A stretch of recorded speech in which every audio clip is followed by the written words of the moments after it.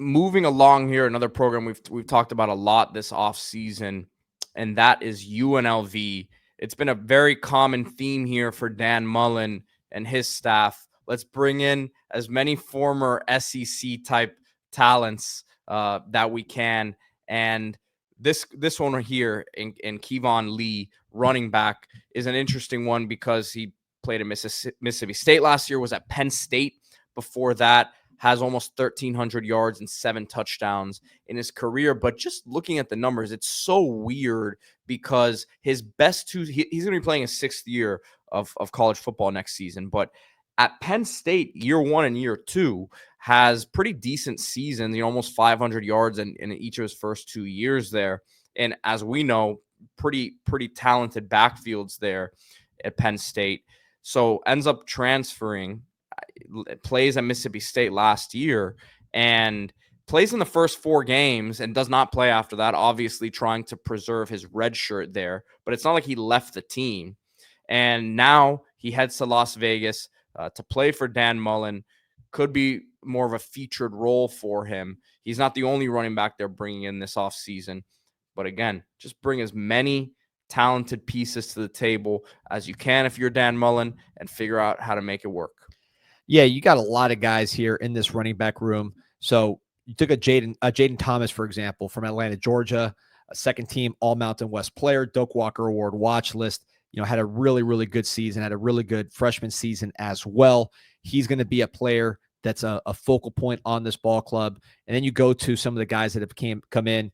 Keyvone Lee, we're going to talk about here, but also from Utah, one of the first guys that Dan Mullen brought in, Jalen Glover from Lakeland, Florida, somebody that we've seen since high school, a very productive back. So this backfield is now, they didn't just say we're good here. They're adding strength to strength to strength and trying to build a full unit.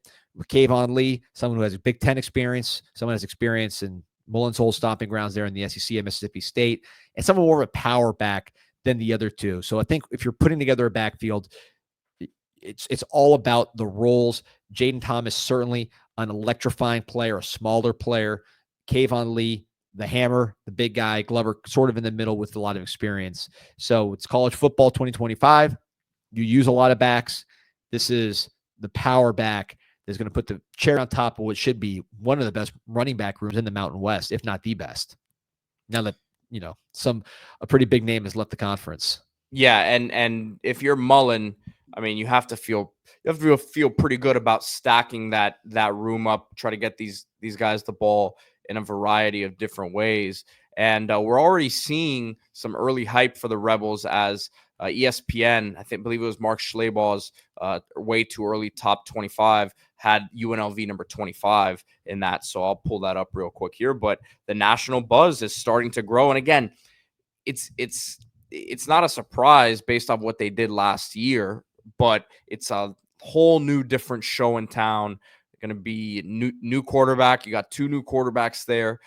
Defense completely brand new. So it's not even like they're basing it off of what happened last season. It's really based on what Dan Mullen has already done in terms of building out this roster. Yeah, improving guys. And you hear Mullen talk about some of the quarterbacks. We got a quote here from Mullen, and it was interesting. He talks about his experience calling games and how that sort of helped him evaluate in the portal.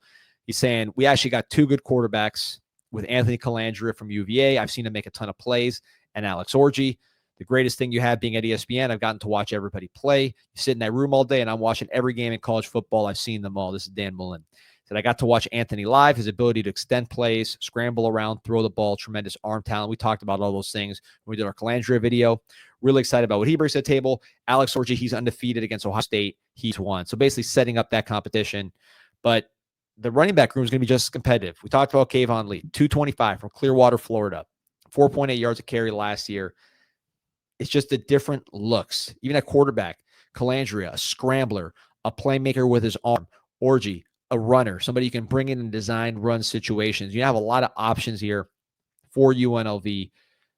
They've added to their passing game. They've added to their running game. Dan Mullen is someone who knows you need to be physical and run the ball in order to succeed at the highest levels. And I think this is just Mullen saying, I want the ability to play bully ball if I need to with this pickup. And here it is. It was actually Dennis Dodd's too early top 25 from CBS, and he has UNLV coming in at 25. Of course, the Rebels finished the season at number 23, but this is, to me, a ranking not based on what happened last year, completely based on what we've seen in terms of the roster and knowing that Coach Mullen can really coach these guys up. Recruiting's always been the question mark with him, right? But at UNLV, he's well positioned to recruit at a much higher level comparatively, relatively to when he was at Florida, I believe, in the SEC. But just looking at Power 4 guys he's added to this class. So Keyvone Lee, he's from Mississippi State. Denver Harris is from UTSA, but he's been in the FCC before that. You talk about Welch, the corner, Terrence Welch was at LSU and Arizona State. Yeah, John Lewis, linebacker from Mississippi State. Alex Orji from the Big Ten. Tayshawn Lyons was a big 4-star recruit, ended up at Utah. Jalen Lee from LSU. And I love that quote about Orji where he said he's undefeated against Ohio State, right? So that I have a feeling he has a plan for Alex Orji in that quarterback room, in the backfield, whatever it may be. Look, and you got Jake Pope. We talked about him. We did a long episode about Jake Pope coming from Georgia, also played Alabama, has that experience. JoJo Earl, another guy that was at Alabama at some point, wide receiver, the transfer to TCU. You got 2 tight ends from the SEC, Marquise Gums, Nick Elksnis.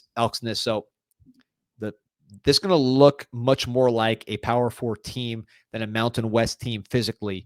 It's about getting the most out of everybody's talent, kind of figuring out where everybody fits in, and particularly in this running back room, utilizing these 3 different players much differently because, a guy like Jaden Thomas, to me, he's much more of like a Kadarius Toney type. Yeah. Glover, more your standard running back, and then Lee, your hammer, which Mullen did use at Florida, particularly. I think back to some of those teams, they had Deshaun Wynn. They had some big physical backs that got carries in more of a specialized role.